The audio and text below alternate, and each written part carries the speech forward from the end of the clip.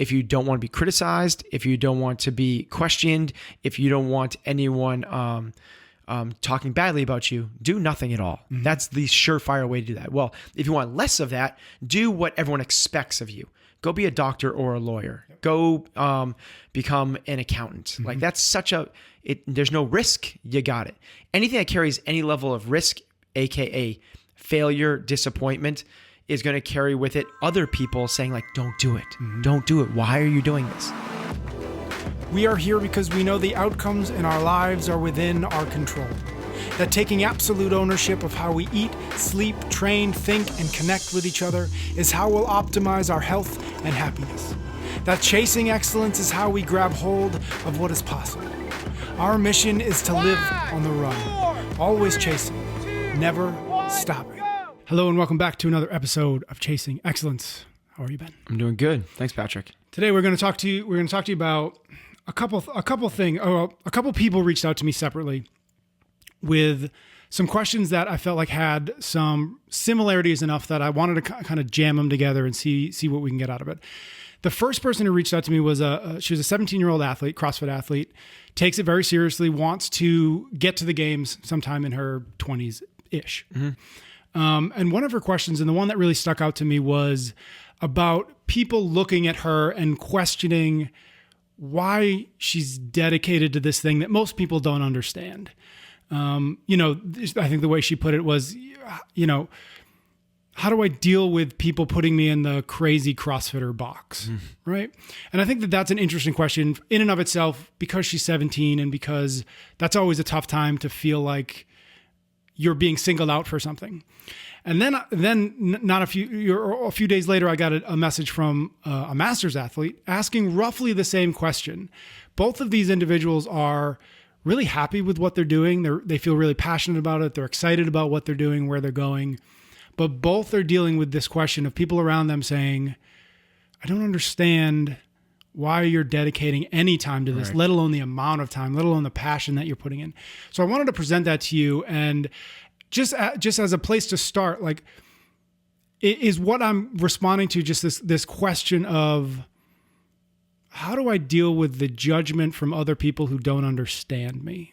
And what do you do with that feeling or those feelings when they bubble up? Yeah, so I think that anybody pursuing anything, whether it is a sport, athletic endeavor, whether you're trying to run a sub 2-hour marathon, mm-hmm, for some people, most of us trying to finish a marathon, whether you're trying to be an incredibly successful artist, musician, entrepreneur, particularly anything outside the standard path, right? Which is go to school, get the entry-level job. If you're lucky enough, you skip a few steps and you come in middle management, climb yourself up the corporate ladder. Anything other than that, the normal path that we've been told the way is the path to happiness and the 2.5 kids and the white picket fence is going to cause questions from society, from your friends, from your family, from your parents, from your peers. So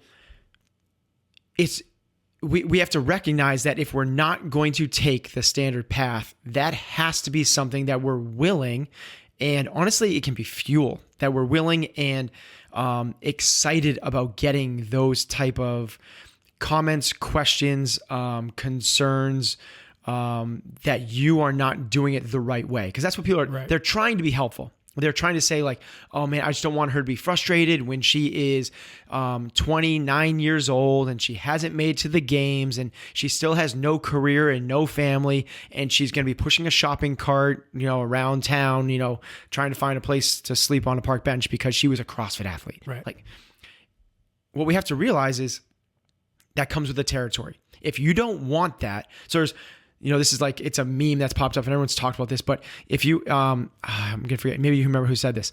If you don't want to be criticized, if you don't want to be questioned, if you don't want anyone talking badly about you, do nothing at all. Mm-hmm. That's the surefire way to do that. Well, if you want less of that, do what everyone expects of you. Go be a doctor or a lawyer. Yep. Go become an accountant. Mm-hmm. Like that's there's no risk. You got it. Anything that carries any level of risk, AKA failure, disappointment, is going to carry with it other people saying like, don't do it. Don't do it. Why are you doing this? What we need to do, I believe, is first off, I don't believe there's anything wrong with following your passions. I think that is the greatest thing to do. In terms of the way I talk to young people now about what they should be pursuing, and I wish someone had done this, not that I regret my path, but I wish somebody had this conversation, is, and we've mentioned this on this podcast before, but the three concentric circles, Venn diagram, what is it? Where it's Venn diagram. Venn diagram, where there's overlap in the middle of the three. Imagine one is your passion, the thing you love doing, whether it's CrossFit or playing guitar or playing baseball, sketching, drawing, whatever it is. What is the thing that you love doing? Watching TV, video games. What is it? It doesn't matter. Then from there, the second circle, the second bucket is there opportunity there? Can you actually make a living there? It actually matters. So if you can't make a living with this, you have to survive. You need, there's the Maslow's hierarchy of needs. Am I getting that right? Where it's like you need enough money, actually like money. That's what money to have shelter, food, be able to survive. And honestly, what they found is this study's from a long time ago, but it's about up to $70,000. After $70,000, that no longer matters. What matters then is hierarchical needs. How important are you? Do people recognize your talents? Is there meaning there? Exactly. Yeah. Actually, that's an old report, and depending on where you live in the country, I think it's probably a little bit. It does. It is location. That's an average across the entire country. So call it 85,000 if you're in the Northeast, right? If you're in backwoods Mississippi, maybe it's 55. So from there, like, you have your passion, you have your opportunity. Well, the third thing there is talent. Like, are you good at this thing? Like, it matters. So for this 17-year-old girl or this 57-year-old woman or whoever that is, probably not so much for the 57-year-old because they probably already established that. But for someone young starting off their career, and call it 17, call it up to 24 or 25. We have young athletes in my affiliate that are chasing the games. And we have people questioning why they're doing this. They're 25, 26, 7 years old. They've never made it there. They're committing their lives to this, training 8 hours a day, working, coaching 1 or 2 classes a day to try to like crack in to finally be a games athlete. And these people in their 40s, 50s, and 60s look at them, they're like, what the hell? They're wasting their lives. Why are they doing this? Well, first off, what's right for you isn't right for everybody. And while we're taking in this information from everybody else, what you don't want to do is push it all away and say, it's not for me. And what you also don't want to do is go like, they told me to do this, I should do this. It's like anything else. If you're starting a business, starting your career, or I think you should be an open book and try to garner as much information as you possibly can, put it through your own filter of what makes sense to you and what you're pursuing in your life, and then apply it where necessary. The saying was, Henry Ford's, if I listened to my customers, I would have built a faster horse. They don't know. And this is what, in terms of business, in terms of like the lean start, in terms of the new entrepreneur, I say new in terms of like the information age, not like, people are becoming cobblers back in the 1900s, but people that are starting businesses now, there's a new way to do this, which is, you create a minimal viable product, put out as little as you possibly can, get as much feedback as possible as you possibly can from customers, and then use that information. What you don't want to do is do exactly what they say, because they don't know. They might not know what they want. The technology might not have been created yet. So here's how it relates to that individual. You do what you're doing, but at a minimal viable, like go and start. Let's test this thing out, and then take in all the information that you can from yourself, from people that have been there before and done it, from people that haven't done it and say, you got to go the traditional path. Take all of that stuff in and then iterate and move it and shake it and twist it a little bit to go back. It's, you want the feedback, you want the criticism, you want the questioning. Both because it can be useful for you. Somebody might actually have a really good, valid point there. Use it for sure.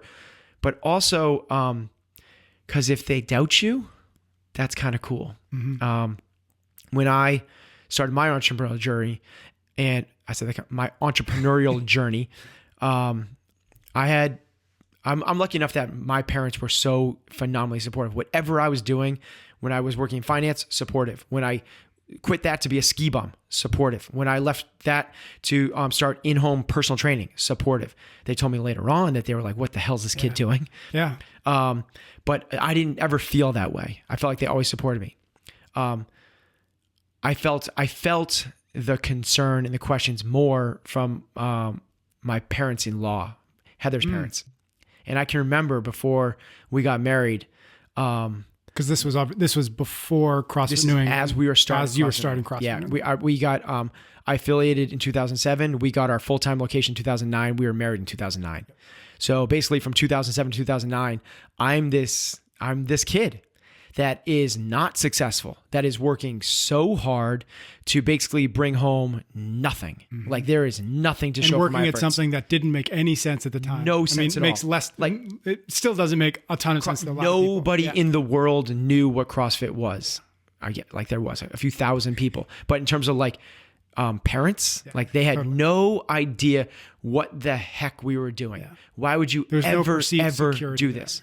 Well, I felt passionate about it. I felt really strongly about what I was pursuing, mostly because, we talked about those buckets. The biggest one for me there is the passion one. If you love it, this is Steve Jobs' thing, or it's a lot of people, like do what you love, and if you truly love it and you're good at it, for 90% of us, there can be an economic return there. Now, the one, like there is some that don't. People are like, oh, that always turns out, right? Not like if you're the best ant farmer in the world and you are like so passionate about it, I don't know if that's one you want to commit your life to, because I don't really know what's there. Now, there might be. Maybe I'm just ignorant to the world of ant farming, but ants, We haven't gotten yelled at by anybody from that example yet. So let's assume that there isn't a viable career. So there might be. I just think that it's like, but I saw like, listen, if I'm doing this personal trainer thing. If I'm making $45,000 a year right now as a 30-year-old kid, like I'm okay with that. Mm-hmm. But then I also saw that no, there are professional strength and conditioning coaches for Division I schools, professional teams that make hundreds of thousands of dollars. There was a path. And then if you become a gym owner, now you're talking about millions of dollars. There's an opportunity there. So that's what I felt I kind of hit those things. I'm just like more of the passion type person anyway. But that's what I would do. I would use the feedback both as fuel, because the doubters kind of can fuel you. That's a big incentive for a lot of athletes. And then also use it as feedback to kind of iterate. What is the best path? Yeah. One of the things that makes me think about is something that you've talked about, or we've talked about here. Maybe I know I've heard you talk about it elsewhere, but I'm reading, have you ever read Give and Take by Adam Grant? No, I love that Grant. It came out. It was his first book, but one of the things in the book is the relationship of motivation and talent, and that motivation always precedes talent, whereas most people think that it's that talent that you need sort of a level of talent, and then motivation you can kind of layer that on top. But in fact, it always goes the other way, or not always, but most of the time it goes the other way. And that's something that you've talked about before. I remember the story you tell about Potsy here. Yeah. And I don't know if that's worth telling here. I don't know if we've ever done it, but I do think that notion of passion first, like if that has to be there, because without that, you're never going to get to the next step. Forget about even the next step being successful and all that stuff. Here's the way I look at this thing is the playing field has been completely leveled in terms of the workforce now. But back in the day, there was limited options for people coming out of college to get jobs. Honestly, you were taking an entry-level position in whatever industry you had studied. That's basically the deal. Or you went against the grain and became a ski bum. You moved to California, SoCal, and you're a surfer. What there is now is with the internet, anybody can start up any business they want anywhere in the world. You want to be a writer, put up a website, say ghostwriters. I will write your book for you. And you're going, right? You want to be a filmmaker, go on your iPhone, go make a film. 100%. Like you're doing it. You want to be a trainer, like create a site and make it like Pat Sherwood's or the level one, which is like, go get a broom and knock on your neighbor's door. It's been completely leveled. Yeah. So why would you not? This is Jim Carrey's quote, which his dad told him, is like, you could fail at something you don't love. Mm-hmm. So why would you not try something you do? Right? Like, why would we not do something that we just love doing? And that's always been my metric my whole life growing up. And I jumped it because I followed everybody else. Yeah. I left it. Growing up, I was a ski instructor and a sailing instructor, and I always did earn money doing things I loved. And then when I graduated school, I took the quote unquote safe route and went into finance. And I hated it. And I needed something like 9/11 to happen to shock me out of my community coma that I've been living in, and say, no, this is not what you're supposed to do as a human being. Leave this thing and go follow a passion. And when I fall, and by the way, I would not have been successful there because I was not passionate about it. When I decided to do this, it was because it's the thing I read about and researched on my free time. It's what I did for fun. And I still do it. And now, talk about blurring the line between work and play, which has been my metric for success always. If you don't know when you're working, you don't know when you're playing, dude, your life is enjoyable all the time. Now, I'm not saying happy and fun. I'm saying fulfilled, you're doing something that you feel purpose and passion behind. Yeah.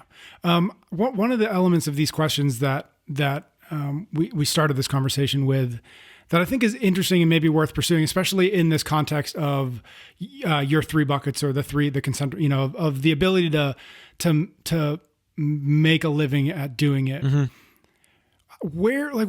How do you think about, what if this isn't something you make? Yeah. What if this is just a passion?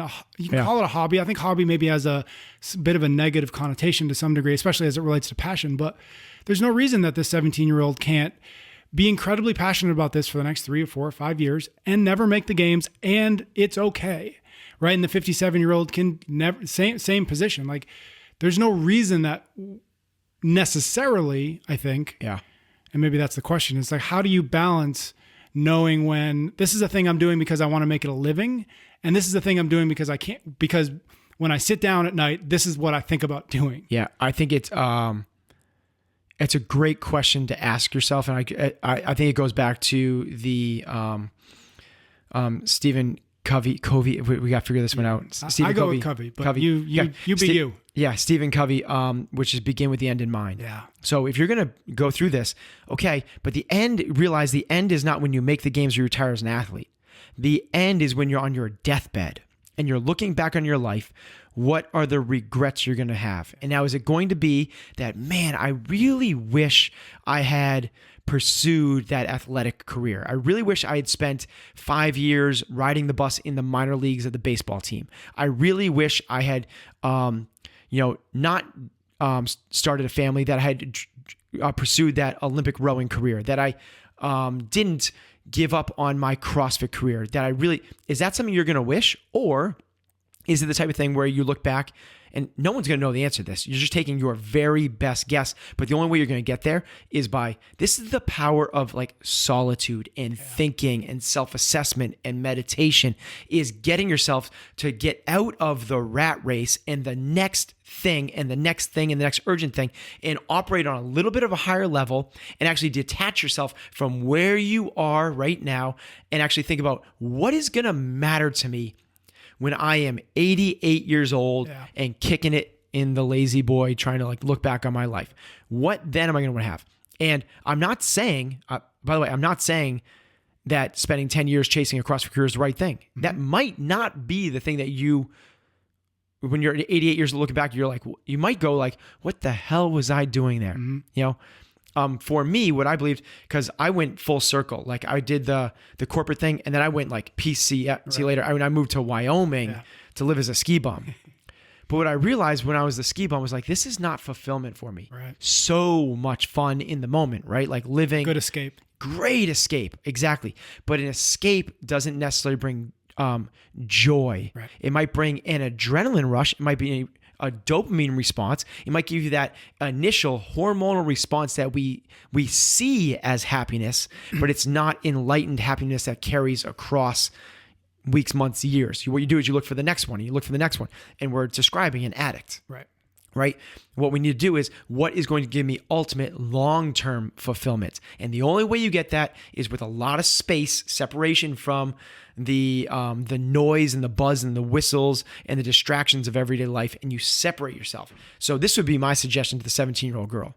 The 57-year-old might already be there, right? Mm-hmm. In that case, just stop listening to the naysayers and do you. Right. Like, that's a cool thing to do. You are operating at a higher level. You are doing what you should be doing. You're going to get hurt.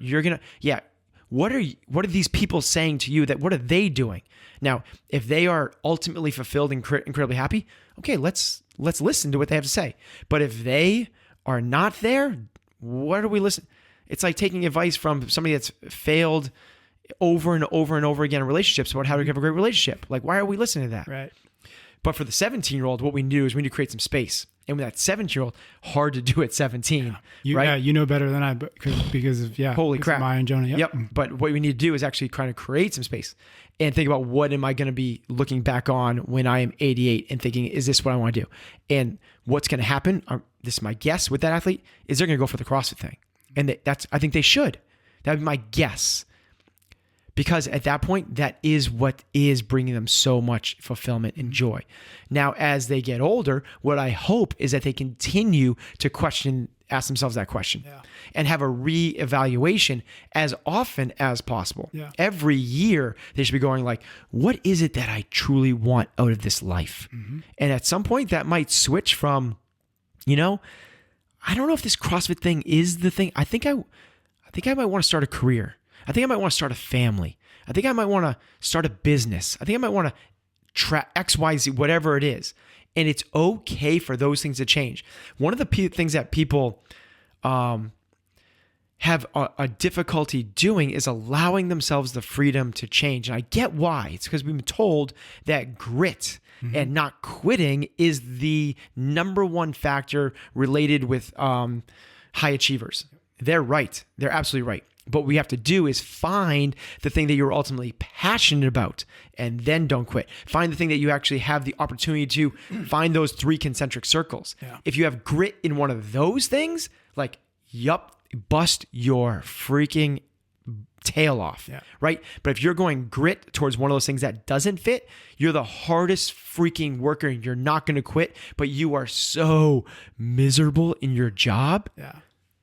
I don't think that's leading to fulfillment. Yeah. That makes me think of there's a term called ego threat, and it's a factor in, what the sunk cost fallacy, right? It's just this notion of continuing to throw good money after bad money, and ego threat is a really big part of that. And what ego threat is just this voice in our head that says we can't change, because if we change, then it means we were wrong to start, and that's a really hard thing to admit, but it's incredibly important. Like, in the business world, it's called pivoting, right?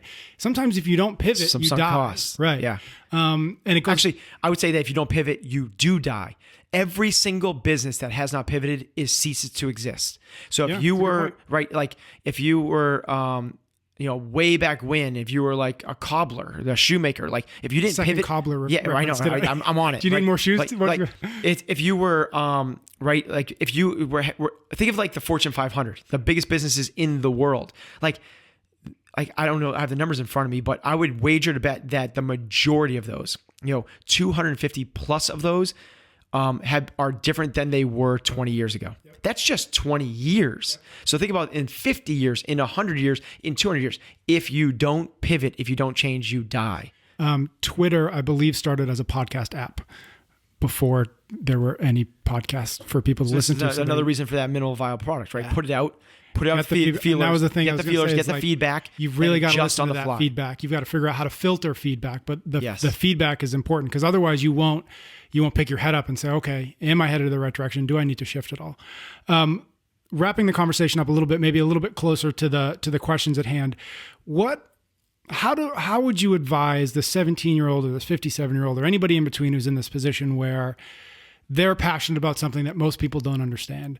How would you advise them to communicate with those people And some people you cast aside, they don't count.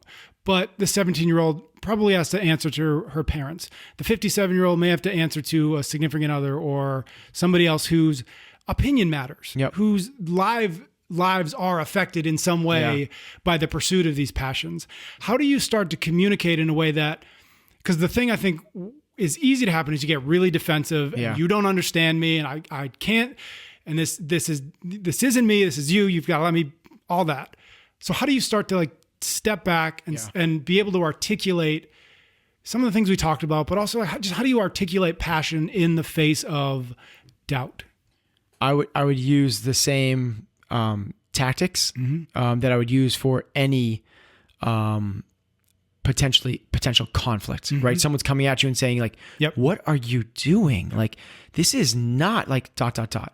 is tactful conflict resolution, which is when someone, like what you want to do in any of those situations. So parent is coming to the 17-year-old and they're going like, you have got to give this thing up. This is unsafe. This is you're throwing away your life. You need to start a career. Like, what are you doing? And it's teenager being a teenager goes like, Mom, you don't understand. Right. Like, you don't understand. I love this. Like, why why can't I do what I want? Like, now it's the parent going like, no, the divide's getting bigger. Right. What we need to do is make the counterpart feel like we're on their side and we're trying to find a solution together. So it's literally, I mean, it's a step-by-step process. The first thing you do is you distrust what you said, which is perfect, is you get defensive. You have to, because you're being attacked, it's your hormonal response or fight or flight. You're being attacked. You want to either run away or fight the person. You got to recognize those hormones are going to pop up and you got to push them back down. And what you need to do instead is listen. And that's not just listening with your ears. Listening is not just not talking. Yes, exactly. It's definitely not just waiting for your turn to talk and formulating your response. That's the worst thing you can do. What you want to do is literally like listen to everything they're saying. Don't formulate a response. In fact, this is going to be really powerful for you. If you don't formulate a response, but you actually just listen, when they're done, you won't have anything to say but then in that gap, in that 3 second, 10 second, where there's literally, they're done and they go, do you understand what I'm saying, Julie? Like, I don't know why I call her Julie. Like, Julie, why you cannot do this? You need to ... If you go, Mom, like right away, it's like, I wasn't listening. Yep. If you said you take the gap and you go, okay, I hear what you're saying. Yes, I get it. And you repeat back to them. It's called mirroring. You actually repeat back. And it's really powerful. You repeat back almost in the same words, the last 3 or 4 words that they said. You think I'm throwing away my life. Like, I get it. And that's also valuable because that might not actually be what they're saying, but that's what you're hearing. So there's a good way. That's a good method of. It seems like what you're saying. We don't want to say is I'm hearing. Right. When you say I'm hearing, now it's me. And now it's you over there. And it's like, okay. So actually, I would do even something before that is when you go pause. Thanks, Mom. Yep. Thanks, Mom. I get it. It seems like you ... and fill in what they said. So now, like, is this right? Is what I'm hearing correct? You're throwing it back to them. And if they're like, no, it's like, okay, no harm, no foul. It just said it seemed like that's what you're saying. Now we can get on the same page. Oh, it's not? Okay, what would you like? So it's really simple. It's distrust your natural gut instinct. Step 1, don't defend. Step 2, listen sincerely, completely, aggressively, if you want to call it that. Step 3, thank you. Step 4, get on the same page and make sure, and we ask them for, it seems like you think I'm throwing away my life. What would you suggest I do? What do you think I should be doing? And let them give advice. And what people want more than anything else, what they want is not for the vote to go their way. They want the opportunity to vote. They want to be heard. They want to make sure, this is literally what they want. If you're in a boardroom and you have your passionate plea for something, for the way the company's going to go, and you are able to state it emphatically with all your PowerPoint presentations, and you get everything that you could possibly think off your chest, and they go a different direction, you probably don't feel that bad about it. What you do feel bad about is if you don't get any opportunity to say any of that and they go in a different direction, you're like, no. Let them know that you hear and understand them. And then from there, Now you have another data point for you to make your own decisions through your own filters. Don't necessarily just listen to mom and dad. Don't just necessarily listen to peers or opinions, but don't necessarily discard them either because it's mom or dad or because they're peers or because they're teachers. Take everything in, put it through your own filter mechanism, and then use it to guide your life with the way you see it working out for you best. Fantastic. I think that is a good place to leave it. Thank you to those individuals who sent me those questions. Thank you, Ben. We'll be back next week with another 3x3. See ya. You can get every episode of Chasing Excellence wherever you listen to your podcasts or on YouTube. Until next time, thank you for listening.